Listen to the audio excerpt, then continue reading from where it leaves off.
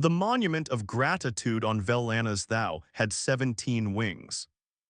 Each wing was dedicated to one of the 17 species that had, at some critical moment in the compact's 68-year history, done something that preserved another species from destruction. The Keth wing honored the S-Sorai. The Sorathvel wing honored humanity. The Reach remnant wing honored the Keth. Every species had saved someone, and the monument recorded it, and beings came from across the ascending corridor and the inhabited band to walk through the wings and read what had been done and why it mattered. Then there was the 18th wing. No species name on the entrance arch. Just two words in compact standard, carved into stone that had been brought from Earth at significant expense: human acts. Not a single event, not one moment of sacrifice or rescue. A wing dedicated to a category. Because there were too many individual moments to fit under any one species name. The first thing you saw when you entered the Human Acts wing was a list. Not names, numbers: 412. The number of distinct documented incidents in which human action had prevented, reduced, or reversed harm to another species, compiled over 68 years by the Compact's Historical Record Division. 412s. The second thing you saw was a wall, floor to ceiling, 40 meters wide. Every incident described in 3 sentences. Dense text, no images, because the record division had decided that images simplified what needed to stay complicated. Most visitors started reading from the left and made it approximately 6 meters before they had to stop and stand still for a while. The entry that stopped most people was number 7 on the wall. A human medical officer aboard a joint operations vessel managed 11 Sarathvel emergence procedures in 9 hours using equipment not rated for the species, in a derelict with compromised atmosphere, working from a 43-page database entry read 11 minutes before the first procedure. All 11 survived. The medical officer then documented 3 gaps in the xenobiological archive and submitted them for update. 11 survivors, and then she updated the archive. The Sorathvel had insisted on funding half the monument's construction costs when they heard about the wing. The Compact's Historical Record Division had initially resisted the idea of a separate wing. The argument was reasonable. The monument was organized by gratitude, one species thanking another, and the human wing did not fit that structure because it could not be attributed to a single act of saving. The counterargument came from an unexpected direction. It came from the Velcon observer named Seven Kalven, who had been in the ascending corridor long enough to have read everything in the Compact's records about human activity, and who submitted a formal note to the record division that said, "The reason there are 412 entries is not that humans are more numerous than other species, or that they have been in more situations of danger. The reason is that humans consistently act when they could not act, in situations where no protocol requires action, with resources that are not rated for the task. The 412 entries are not 412 separate decisions. They are one decision made by different people in different circumstances that has been made so consistently that it functions as a reflex. You cannot honor a reflex with one wing. You cannot honor it at all. What you can do is record it." The record division approved the wing 3 weeks after receiving the note. Now there was a problem. The problem was entry 231. 231 was not on the wall yet. It was in the record division's verification queue, flagged for complexity, because the incident it described was not finished. It was still happening. And the question of whether an unfinished incident belonged in a monument of completed acts was one that the record division had not previously had to answer. The incident was the negotiation with the Theron Val Splinter Network. It had begun with an unarmed relay tender holding position in the outer ascending corridor, while 3 armed splinter vessels closed on intercept. It had continued through a supply transfer and a trade agreement recorded on the Compact's commercial channel. It had produced a partial ceasefire in splinter activity along the corridor's outer reaches, not complete, not formal, but measurable in the 31 weeks since the initial contact as a reduction in incident reports. The incident was not finished because the trade agreement had a one-year review clause, and the one-year review had not yet happened. And until the review happened, nobody knew whether the reduction in incidents was a trend or a pause. The record division put the entry in the verification queue and waited. What they did not expect was that Theronval's Central Authority, not the splinters, the actual government, which had been in a state of partial dissolution for 2 years, would contact the Compact's diplomatic channel 8 months after the Mara Voss encounter and request a formal mediation session. The request cited, as a reason for the change in posture, a communication that had passed through the Theronval's internal networks from the splinter group that had been contact Gamma during the Mara Voss encounter. The communication was not a military report. It was not a strategic assessment. It was the account of a crew that had closed on an unarmed supply ship, heard the name of the ship and the story of who it was named for, and made a different decision than the one they had planned. The account had circulated through the Theronval's networks because it was, by every metric the Theronval used for stories that mattered, a story that mattered. The Compact's diplomatic division received the mediation request and immediately forwarded it to Ambassador Noah Marovazic, who was 81 years old now and was technically in a reduced advisory role, and who read the request and then read the account from Contact Gamma's crew and sat in her office in Ljubljana for approximately 4 minutes before picking up the communication device. She called her grandson Yusuf. He answered from the Mara Voss, which was at Kappa 14 taking on supplies, and he had the look of someone who had been at sea for a long time and was comfortable there. She told him what had happened. There was a pause on his end that had weight in it. Then he said something she did not expect. The name worked. Not the atmospheric processor components, not the trade agreement, not the 62 minutes of relay broadcasts. The name. She thought about this. About a ship named for a woman who had held things together in the dark because she could not leave. About the crew of a splinter vessel who had heard that name and the story behind it and had made a calculation.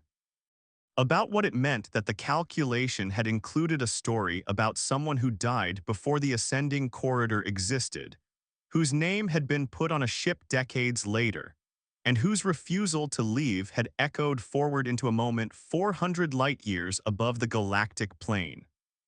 The mediation session was scheduled. It would be the first formal communication between the Compact's diplomatic framework and Theronval's Central Authority in 3 years. The record division updated entry 231 in the verification queue. They also added entry 232. Entry 232 described the account from Contact Gamma's crew and how it had circulated through the Theronval's networks. It described the mediation request. It described what the account said about why the decision had changed. Entry 232 was 2 sentences long. A human told an armed vessel crew the name of his ship and why it was named that. The crew made a different decision. The record division debated whether this was sufficient documentation for a monument entry. The debate lasted 1 afternoon. The consensus was that it was not only sufficient but that it was, in the specific way that the monument existed to honor, exactly what the monument was for.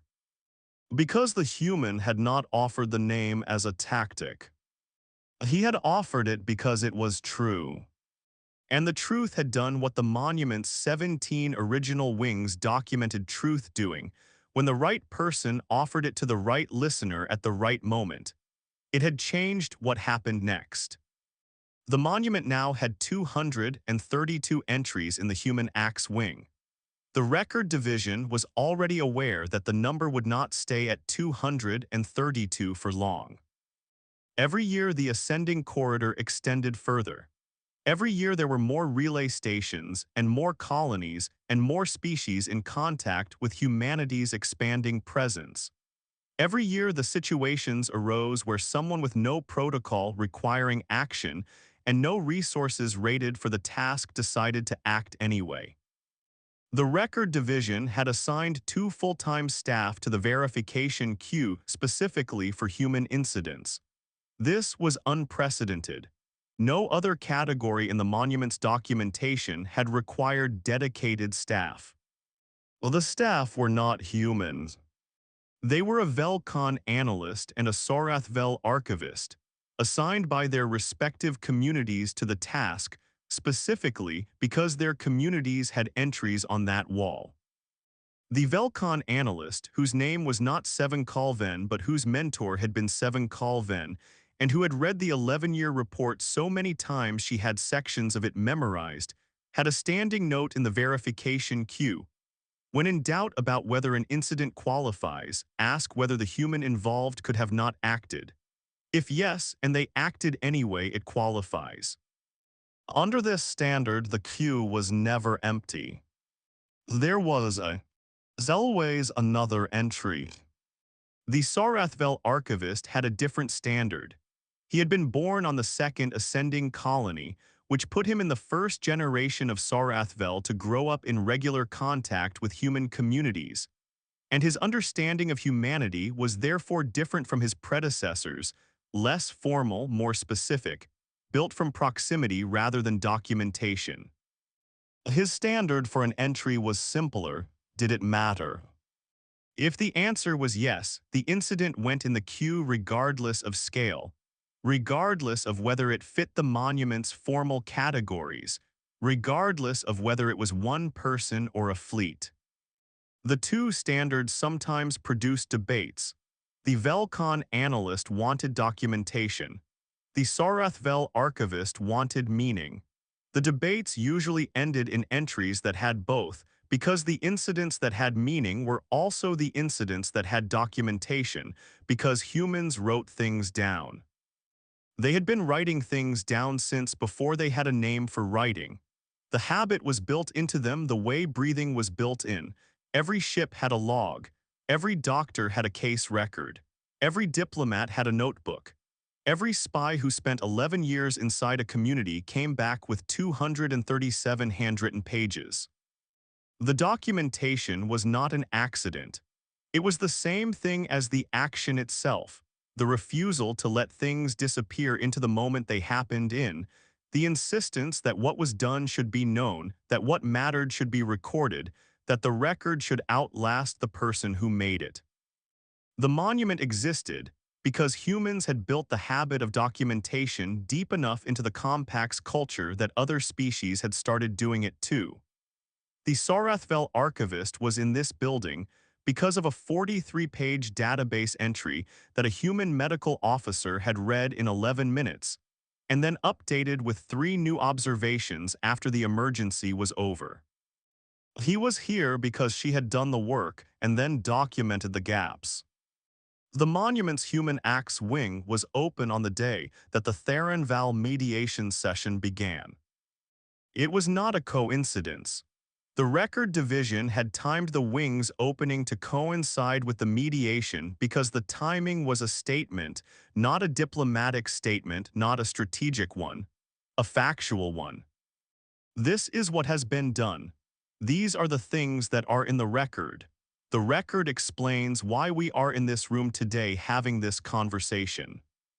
The mediation session was in a building on Vel Anna's Thou, in the same wing of the station where the Compact Council met, in a room that had been used for significant conversations since the station was built 400 years ago.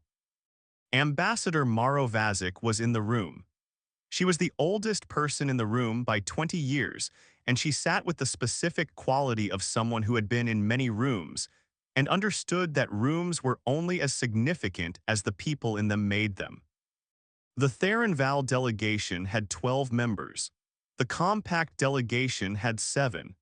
Commander Yusuf Webb was not in the room because he was not a diplomat, but his communication to the Mara Voss encounter was in the documentation packet that every member of both delegations had received the previous day. The Theronval lead negotiator, a being who had spent 3 years trying to hold a dissolving central authority together, and who had in those 3 years watched the compact's ascending corridor presence grow from a distant abstraction to a concrete reality that his people were living adjacent to, had read the documentation packet twice. The thing he had read 3 times was the account from Contact Gamma's crew. He had read it because it was the account that had changed his government's posture from refusal to engagement, and he wanted to understand exactly what it described before he was in the same room with the people it described. What it described, stripped to its simplest form, was a human with no weapons who did not run. That was it. The atmospheric processor components and the trade agreement and the relay broadcasts and all the rest of it were the mechanism. The thing that had made the mechanism believable was the thing underneath. A human with no weapons who did not run, who held his position and said what he was and what his ship was named and why. The Theronval negotiator had been in 3 years of dissolution. He had watched authority structures collapse and reforming and collapse again. He had watched his people make decisions based on what they thought was going to happen next, and the predictions had been wrong more often than they were right, because dissolution was unpredictable and unpredictable situations made prediction unreliable. He had not, in 3 years, encountered a situation that was predictable. The Mara Voss had been predictable, not the outcomes. The outcome had been unpredictable. The human had been predictable. Not what he would do, but what he was. There are beings who, when you encounter them in a situation, communicate something about themselves that is stable across situations. Not confidence, not authority, not strength, something underneath those things. A quality that says, whoever I am in a calm moment is also who I will be in a crisis moment. I am not performing what I am. This is what I am. The Theronval negotiator had read 231 other entries in the Human Acts wing before the session. He had read them because they were available, and because he was the kind of person who read things before he was in the room where those things mattered. The entries had the same quality, every single one. Different people, different situations, different species helped, different resources used, different outcomes achieved. Same underlying thing. The quality that said, this is what I am and I will be this regardless of what is in front of me. He had gone to look at the monument in person the morning before the mediation session. He had stood in the Human Acts wing for 45 minutes. He had not been able to identify the moment he decided to come to the mediation willing to reach an agreement. He thought it had been sometime during those 45 minutes, but he could not locate the specific entry or the specific moment when the decision solidified. Maybe it had been entry 7, the medical officer and the 11 emergencies and the archive update. Maybe it had been entry 232, the 2 sentences about a name and a decision. Maybe it had been the accumulation of all 232, the weight of them, the specific quality of reading 412 incidents, and understanding that they were not separate decisions but one decision made over and over, by people who had decided what they were and then been it. He did not know. He sat down across the table from Ambassador Maro Vazic and the 7-member compact delegation, and he looked at the woman who was technically in a reduced advisory role and who had nonetheless clearly understood that this session was hers, and he thought about what he was going to say. I read the account from the crew of the vessel that encountered the Mara Voss. Ambassador Maro Vazic said, yes. The account describes the crew's decision as being influenced by what the commander said about the ship's name and who it was named for. Ambassador Maro Vazic said, yes. I want to understand this. The commander had no weapons, the crew had weapons. By every practical measure, the crew had every advantage, and the decision changed because of a name. Ambassador Maro Vazic was quiet for a moment. Then the name told them what they were dealing with, not what weapons were on the ship, what the people were, who they came from, what had been built into them by the people who came before them. A pause. When you know what you are dealing with, you can make a real decision instead of a reactive one. The commander offered them the information. They used it.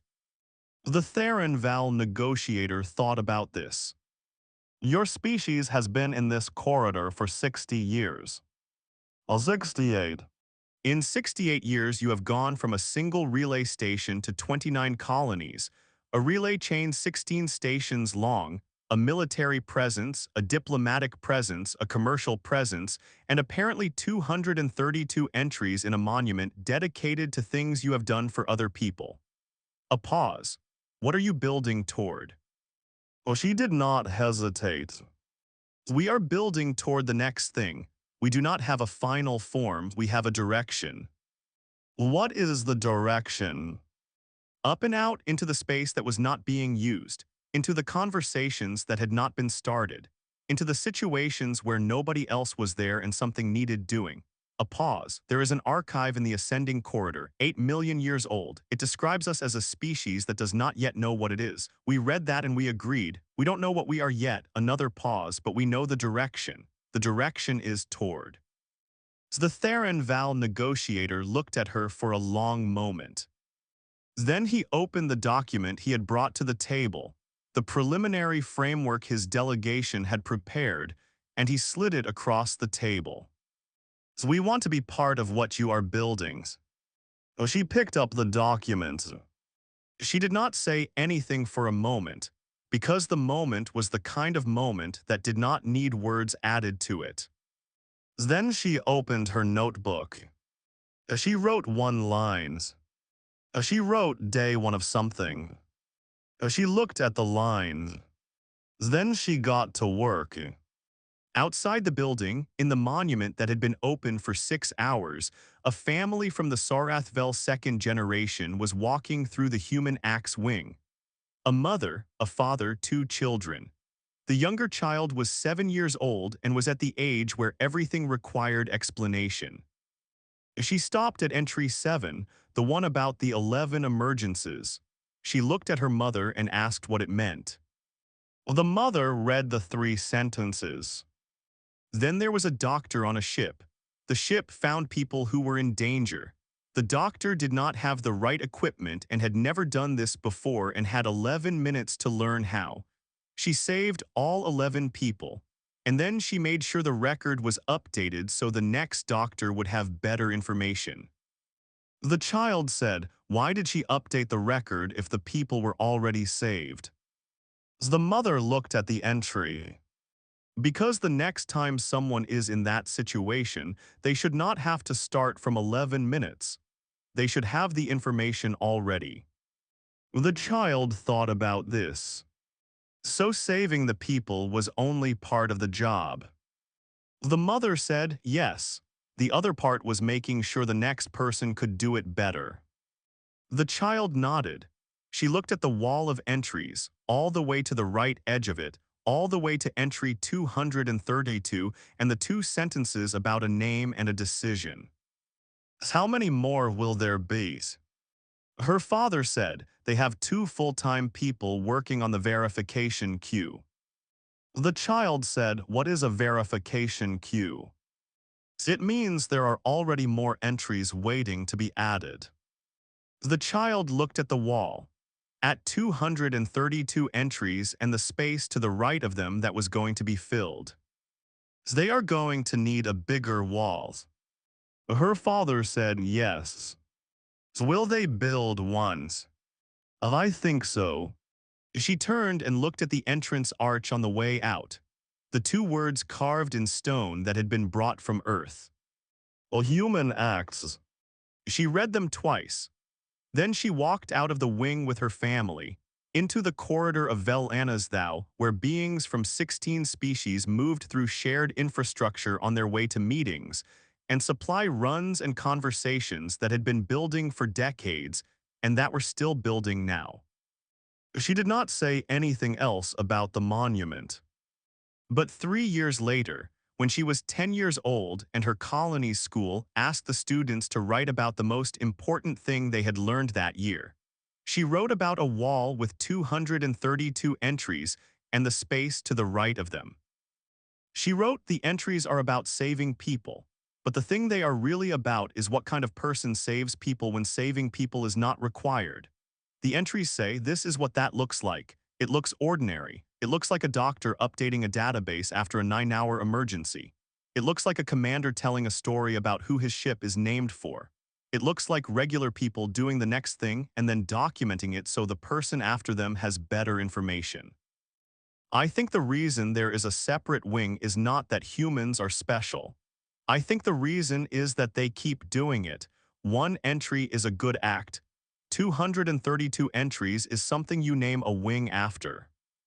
When I am old enough, I want to work in the verification queue. I want to be one of the people who reads the next entries. I think there are going to be a lot of them. Her teacher, who was a third-generation ascending corridor human whose grandmother had been on the first colony ship, read this and wrote in the margin, "Yes, there will be." The verification queue had 409 entries in it by the time the Theron-Val formal agreement was signed. The monument's Human Acts wing extended its wall by 20 meters. The child from the Sarathvel second generation grew up and applied to work in the verification queue and was accepted. The wall kept growing. The queue was never empty. That was the point.